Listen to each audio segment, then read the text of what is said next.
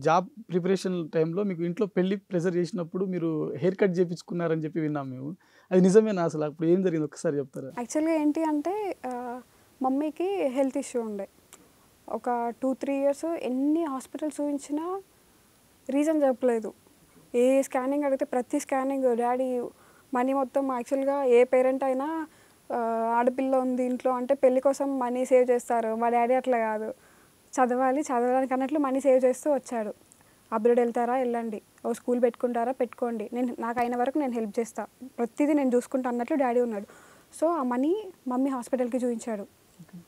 ఇట్లా ఇట్లా మేము అనుకున్న దానికి ఒక టర్న్ తిరిగిపోయింది. మమ్మీకి ఎట్లా అంటే హార్ట్‌లో మనకి 4 చాంబర్స్ ఉంటే ఒక చాంబర్‌లో ట్యూమర్ అయింది. ఆల్మోస్ట్ ఆ చాంబర్ మొత్తం క్లోజ్ అయ్యే సిచ్యువేషన్ వచ్చింది. బ్లడ్ సప్లై సరిగ్గా అవ్వట్లేదు. డ్యాడీ హాస్పిటల్‌లో చాలా సీరియస్ అయ్యారు రిసెప్షన్‌లో.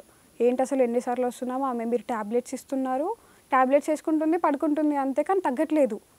ఫుల్ చాలా సీరియస్ అయిన తర్వాత ఎంఆర్ఐ స్కానింగ్ ఇక్కడ హైదరాబాద్‌లో కిమ్స్‌లో సర్జరీ చేయించారు. Open heart surgery.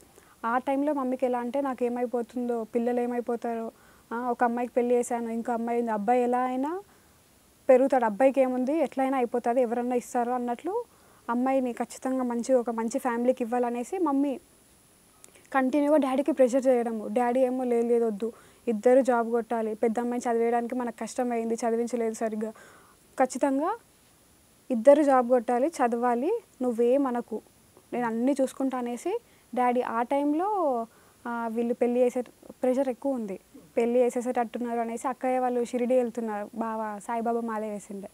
ఆ టైంలో అందరం వెళ్ళేసి ఆ టైంలో జస్ట్ మమ్మీకి మమ్మీ గుడి వేయించుకుంటున్నా అనేసి ఒక మాట చెప్పేసి హెయిర్ కట్ మొత్తం తీసేసి వచ్చేసా.